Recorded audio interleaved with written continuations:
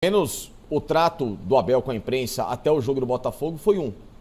Depois que o Palmeiras ganhou e inflou a confiança, já voltou a ter certas indiretas.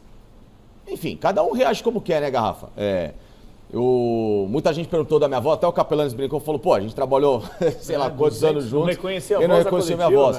Né? Porque eu, sinceramente, ali, 10 minutos antes da entrevista estava descendo, meu irmão me ligou e estava junto com meu pai. E eu ouvi a voz do meu irmão e do meu pai no pós-jogo, que são palmeirenses. Eu senti o semblante deles.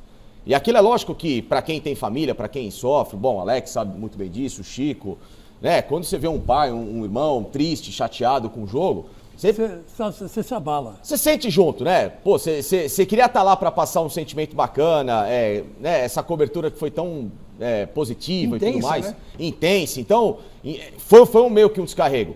E eu levei isso, né? Esse pouco de sentimento que meu pai e meu irmão sentiram naquele jogo, também para a própria pergunta. Foi uma pergunta... No momento... pergunta normal, pertinente. Garrafa, não adianta chegar lá, não tinha nem voz, e não era nem o momento de você chegar com uma pergunta impositiva. Não, você deu a oportunidade, porque faltou.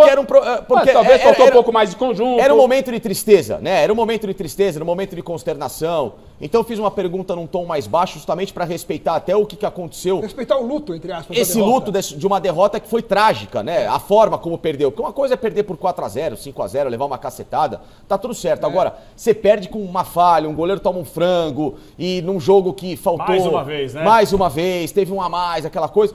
Então, assim, eu fiz uma pergunta num tom justamente tentando entender o momento daquela situação do Palmeiras.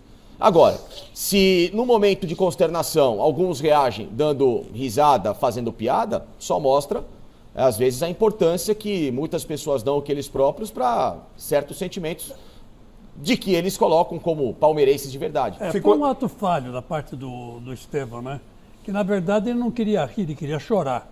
Vamos falar a verdade, porque ele fez um gol no atual time dele, que agora é o Chelsea, mas na verdade ele não jogou pelo Palmeiras aquilo que todo mundo esperava. Né? Ao longo da trajetória do Mundial, estou dizendo. Ficou devendo? Ficou devendo. Ficou devendo, sim.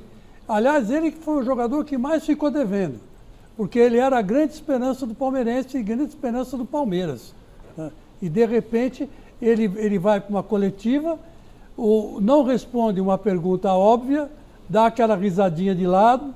Quer dizer, isso é um ato falho da parte dele, porque, na verdade, ele se tocou, que ele não jogou tão bem assim nesse Mundial como ele deveria ter jogado.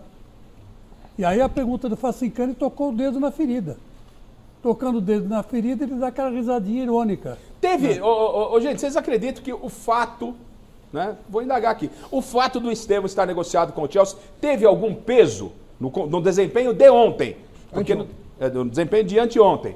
Né? Teve algum peso no desempenho de anteontem? Ou não? Acho que não. Acho que não também. Ele jogou mal praticamente o Mundial inteiro. Só foi jogar, na teoria, bem contra o Chelsea, se a gente for analisar. Porque ele, nos 2 primeiros jogos, né, Chico, ele ganha o prêmio individual do melhor em campo.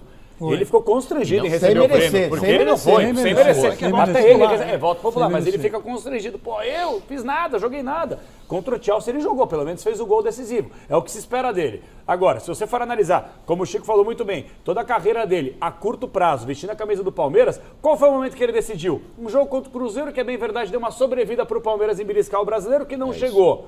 E no jogo contra o Chelsea, que deu uma sobrevida também e não funcionou. O resto, em clássico, perde gol, não faz gol em clássico, não é decisivo. Que craque é tudo isso? Talvez a gente tenha que fazer uma meia-culpa também. Exato. Porque a gente é tão carente de grandes craques, de ídolos no futebol brasileiro, que aparece um pouquinho, um outro diferenciado. É gênio, é craque, olha só. Calma também, 18 anos não mostrou nada ainda e tem muito a mostrar. Agora, se for nessa linha aí, na linha do Abel principalmente, nessa arrogância, nessa petulância, que é característica do Abel já há anos, e muita gente põe o rabinho entre as pernas e tem medo de confrontá-lo, diferentemente de muita gente, como por exemplo você fez e alguns outros poucos fazem, o Estevão vai para o caminho errado. Eu acho que ele teve apenas uma ingenuidade, mais uma, porque ele teve 2 nessa Copa do Mundo de Clubes. Então eu espero que ele não siga essa linha e seja só uma linha mais ingênua e ele possa amadurecer no futuro.